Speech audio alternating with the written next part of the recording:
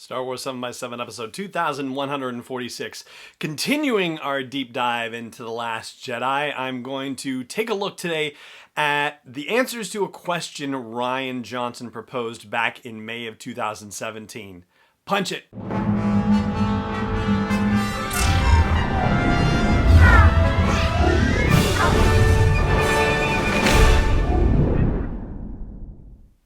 Hey Rebel Rouser, I'm Alan Voivod, and this is Star Wars 7x7, your daily dose of Star Wars joy, and thank you so much for joining me for it. So, in our continuation of an examination of The Last Jedi and its comparison to The Empire Strikes Back, I thought today I would take a look at something that Rian Johnson talked about back in his May 2017 interview with Vanity Fair.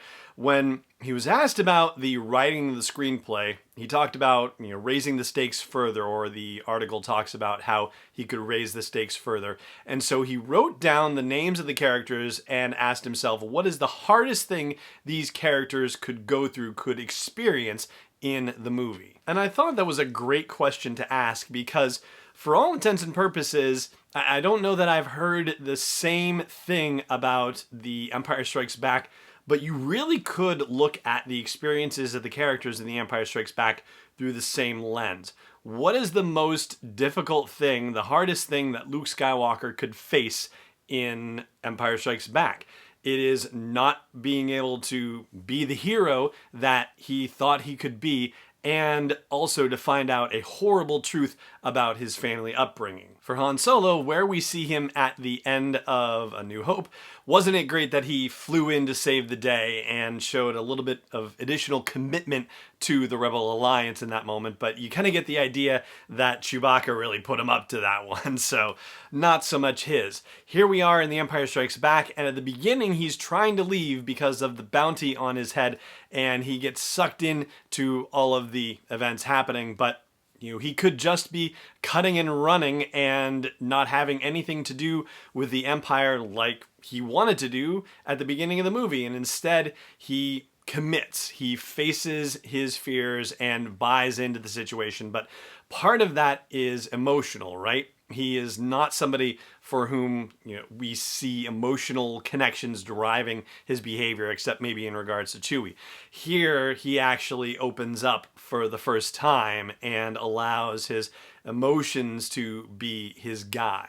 And Leia's journey is kind of the flip side of the coin for all intents and purposes. As opposed to Han, who hasn't been committed to anything other than himself, Leia's been committed to everything except herself. And so the hardest thing for her would be to confront these personal feelings and to consider the possibility that there's more to life than this Rebel Alliance, and to possibly expand the boundaries of what she's willing to commit to and experience on an emotional level in a different fashion. Meanwhile, in The Last Jedi, we have a lot more characters for which you could presume that Rian Johnson asked that question. What is the hardest thing they would have to face?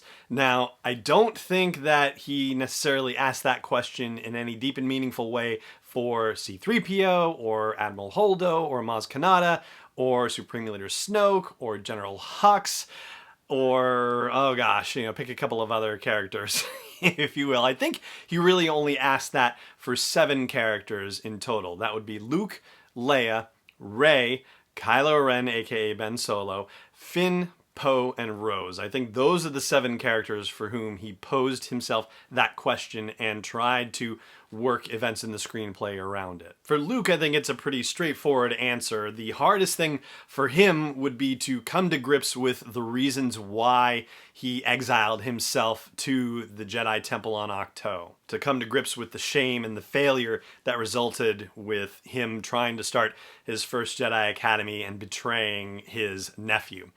For Leia, I would say this one's a little dicier, but ultimately I think it comes down to how does she hand off control of the Resistance to a new generation? How can she learn to trust that generation? How can she teach them what they need to know and do it under the gravest of circumstances? How can she step back from being a leader and let other people lead and be able to trust other people to lead? And it's taken away from her a little bit because of the catastrophe that happens when she's blown out into space and she is in a coma for a chunk of the movie and then comes back. But taking her out of the action might have been part of the answer, because everybody had to step up when she was there, and maybe she would not have stepped away on her own. And so it had to happen that way to show her that other people could step up in her absence. And closely related to that, I would say, is what Poe has to deal with.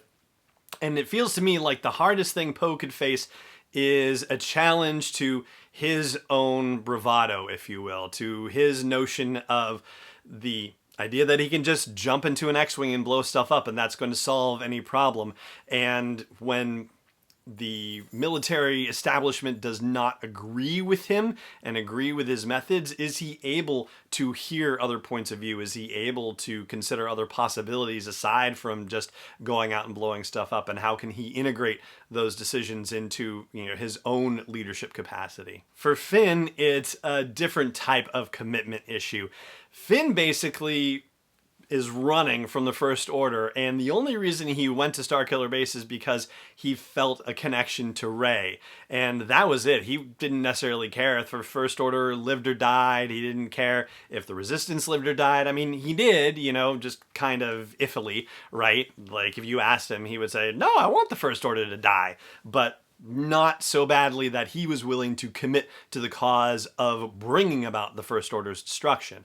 And so could you put him in a situation where he sees that he is being challenged to make a commitment to a bigger cause, to a bigger ideal other than his own self, which is similar, I guess, in its own fashion to a kind of Han Solo-ish journey, but a little bit different because he's not, a scoundrel necessarily. He's somebody who suffered at the hands of the First Order and is just trying to get away from that life.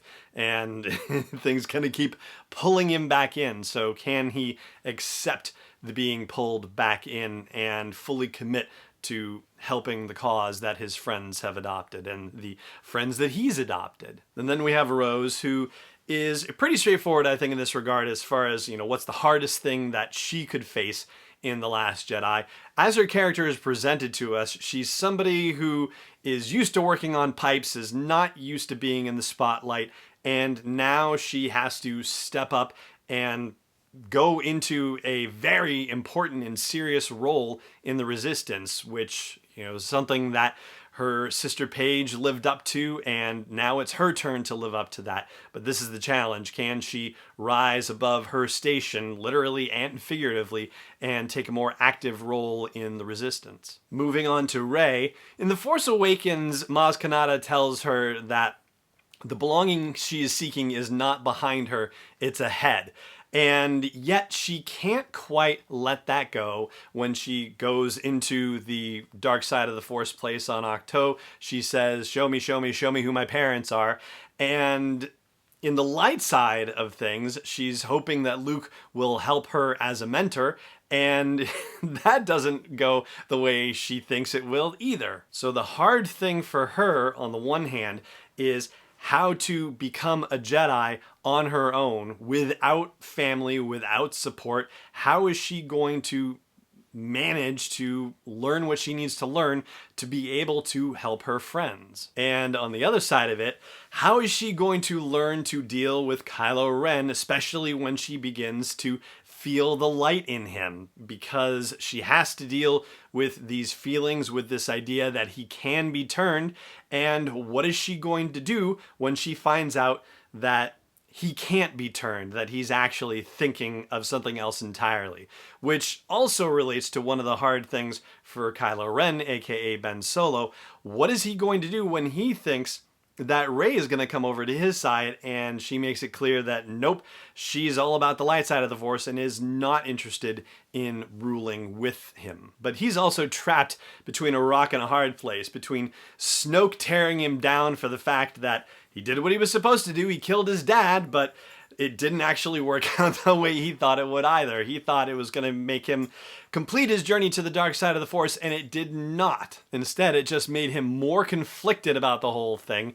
And so now he has to resolve this conflict and also resolve the fact that he is under Supreme Leader Snoke's thumb, and there's only one way to get out of this. At least it certainly, seems like that's the case. There doesn't seem to be any way out of it until Rey comes along, and suddenly that seems like it's the solution that he's been looking for, but maybe it's not, and maybe that just makes things even harder for him to deal with and makes him that much more bitter and angry as a result. Oh, and let's not forget that after having been faced with his father and killing the father, now he's faced with the opportunity to kill his mother. And so if you couldn't think of anything even more difficult than having to kill dad, well, apparently it's killing mom. So there you go.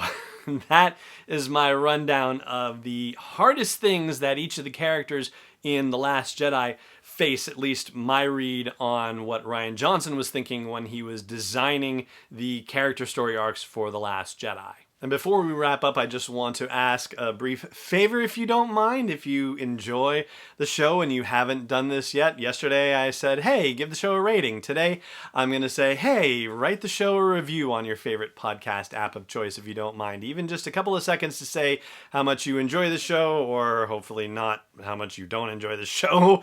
But any words of wisdom that you'd like to share with other potential podcast listeners who might see Star Wars 7x7 in their searches and wonder, I wonder what this show is all about, or whether it's worth checking out.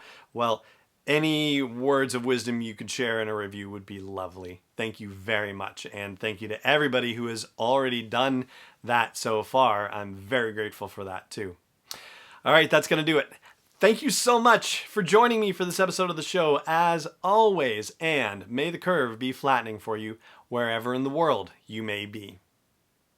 Not endorsed or sponsored yet by Lucasfilm Limited, Disney, or 20th Century Fox. It is intended for entertainment and information purposes only. Star Wars, the Star Wars logo, all names and pictures of Star Wars characters, vehicles, and any other related Star Wars items are registered trademarks and/or copyrights of Lucasfilm Limited or their respective trademark and copyright holders. May the Force be with them. All original content is copyright 2019 by Star Wars 7x7. We hope you love it.